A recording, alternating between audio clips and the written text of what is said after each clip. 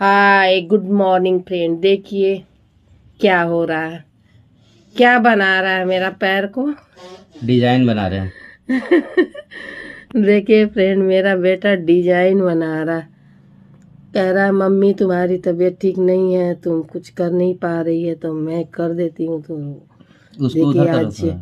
ये क्या करने बैठा है, तो इधर हो गया मेरे हाँ। पैर का इधर बाकी डिजाइनिंग है कर ये। रहा है। बोल रही है मम्मी तुम नहीं कर। देखिए हाथ पैर फ्रेंड में तबीयत ठीक रहती है तो सब करती हूँ, पर मेरी तबीयत अभी ठीक नहीं रह रही है, इसलिए मैं नहीं कर पा रही हूँ। देखिए मेरा बेटा क्या डिजाइनिंग बनाया है, क्या डिजाइनिंग बनाया है, ये देखिए।